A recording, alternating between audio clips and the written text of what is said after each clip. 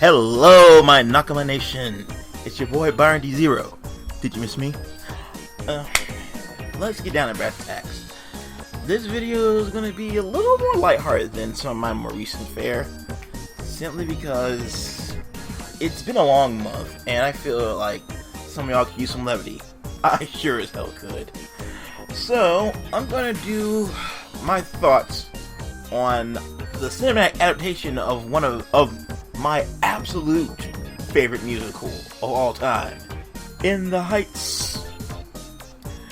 For those of you who don't know, In the Heights was a Broadway musical. That was penned by the legendary Lin Manuel Miranda. And if you don't know who he is at this point, you must be living under a rock, or you just really hate theater.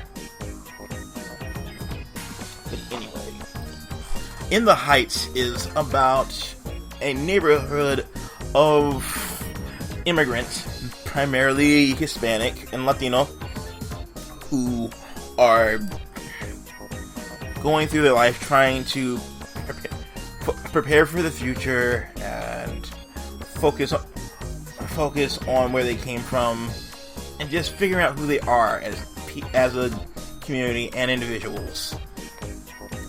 It's more of an experience than a solid narrative, and me describing the plot doesn't do it justice. If you can see like even an independent production of it in the future, I highly recommend it. It's some damn good hip-hop and musical fusion.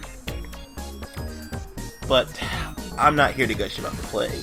I'm here to talk about this film adaptation. Now, first things first, as far as adaptations go, it definitely does the source material justice. I have no real quarrels with the decisions that were made. Like, there are certain songs that bummed me out that weren't in there. Like, for example, the character of Kevin Rosario, played by Jimmy Schmidt. In the musical, he has a song called Inutil, Useless. And it's about his dilemma with the future of his daughter Nina's education. It's a great character moment, and I'm sad that I didn't get to hear Jimmy Schmidt deliver it. I didn't even know the dude could sing, honestly, but I was impressed by what I heard. But yeah, it sucks that wasn't included. What else? Bunch of other changes. There were pacing changes, definitely. There's a number where the character of Abuela Claudia, she is not lamenting, but just looking over her life. It's called Paciencia y Fe. Now, they moved it from early on in the musical to near the end of, I guess, the film's second act, you can call it? Yeah, that sounds about right. And while I understand why they did it, I don't know, I feel like it robbed the audience of a deeper connection with who Abuela Claudia was. But, I mean, this is why these guys make the big bucks, I guess. And, other decisions that kind of were questionable, at least in my opinion. Again, it's just like, oh no, I remember what it was. It was the exclusion of Camila Rosario, who is Kevin Rosario's wife in the play. I don't understand why she was cut. I mean, I guess it was a timing thing, but I don't know. I guess it bothers me because in pop culture, when doing stories about minorities, I feel that we have more than enough single fathers who were people of color. It would have been nice to see a nuclear family that was black or Hispanic or non-white, honestly, because they are out there and they deserve as much representation as anyone else. But I mean, and also she has one of my favorite songs called Enough, and yeah, that sucks. But honestly, I don't know who could have played Camila with the amount of gusto that some of these fantastic ladies on Broadway have done. I mean, no one comes to mind. I don't know, maybe Maria Conchita Alonso, but I don't know if she can sing. Alright, so that's enough of my more questionable aspects of the film. I want to go over all the stuff that I love, and there's a lot. Pull up a seat. It's time to gush. So first things first, I gotta give props to the lead, Anthony Ramos. This boy has put in the work. Like, whoo-wee. Golf clap here, people. I saw his name in the headline in an article about how he achieved fame on his own terms, and he really did. Like, he went from having a side character part in Hamilton to gradually working his way up to the series of She's Gotta Have It, which he was excellent in. Now he's the lead, and now he's in the lead in The Heights, and pretty soon he's going to be a lead in the reboot of the Transformers franchise with Dominique Fishback, of all people, who's another up and comer who I am so happy is getting more play, getting more coverage. You know, I can't wait to see what he does in the future, and I can't wait to see what he does with Dominique. It's going to be dope, and I'm here for it. Another thing that I'm just looking forward to seeing that I loved about Anthony Ramos was in the song Carnaval del Barrio, where like him and Lin Manuel Miranda are like looking at each other, and they're doing like their little solo number, and it felt like a passing of the torch to me, at least. Like, Lin's just like, you got this. I've carried you as far as I can carry you. Go for it, my son. It was really dope. I also just love like the little Easter eggs that are in this film. Like, for example, I'm gonna mess this up.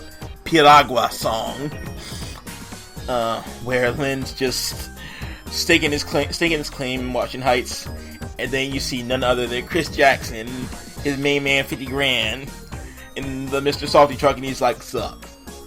And they're just playing off each other, and you just see the chemistry of two best friends in that little Easter egg there, and I love it. I'm here for this in the future. In any other project those two do together, I just need more of that chemistry.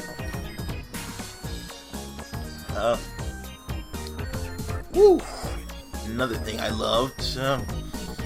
I loved Corey Hawkins as Benny.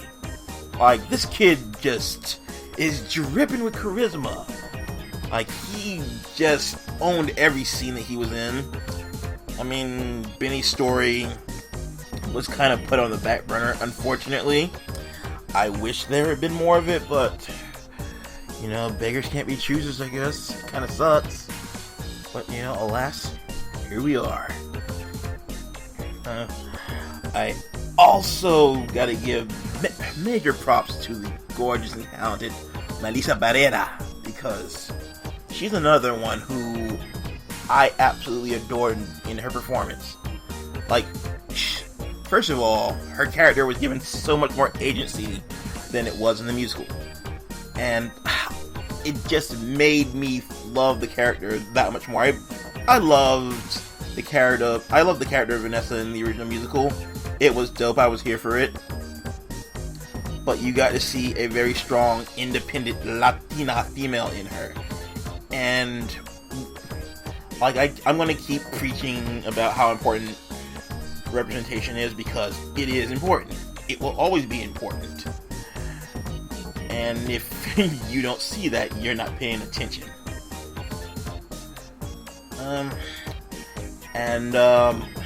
I gotta give props to Abuela Claudia, because she is the heart of the story, even though we don't get anywhere near as much time as we did in the original.